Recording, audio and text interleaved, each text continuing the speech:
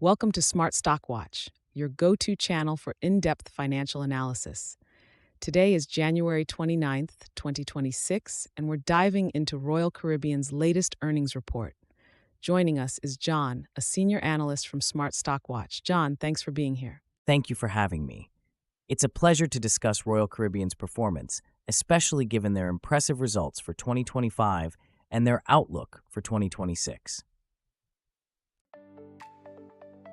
Revenue and profitability overview. Let's start with the top line. Royal Caribbean reported total revenues of $17.9 billion for 2025.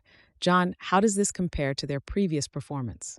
Royal Caribbean has shown significant growth, with total revenues increasing from $16.5 billion in 2024.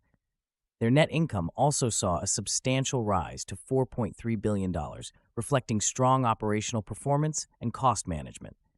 The adjusted EBITDA of $7 billion further highlights their profitability improvements.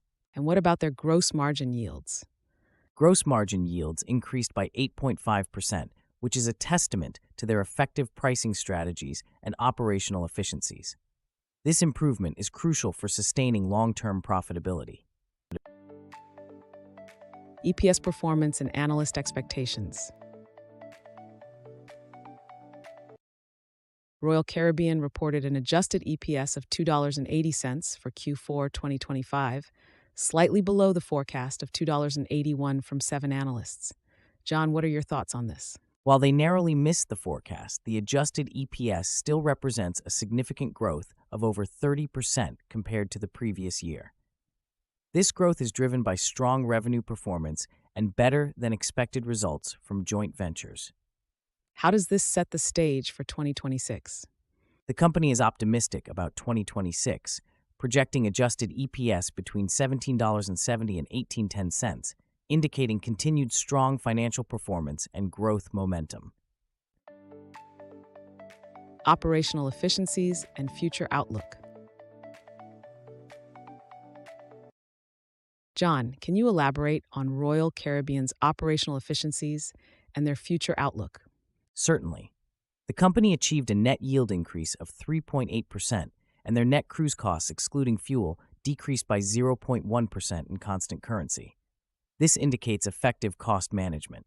Looking ahead, they plan to increase capacity by 6.7% in 2026, which should support their revenue and earnings growth. And what about their long-term goals? Royal Caribbean is on track to achieve their Perfecta goals by 2027, targeting a 20% earnings CAGR and high teens ROI. Their strategic investments in new ships and destinations are key drivers for this growth. See CFO Insights. What insights did the CEO and CFO provide in this report? CEO Jason Liberty highlighted 2025 as an outstanding year with accelerating momentum into 2026. He emphasized the strong start to the wave season and the growing preference for their brands. CFO Naftali Holtz noted net yield growth in key products like the Caribbean, driven by their strategic investments. And how are bookings looking for 2026? Bookings are exceptionally strong, with the highest 7 booking weeks in the company's history.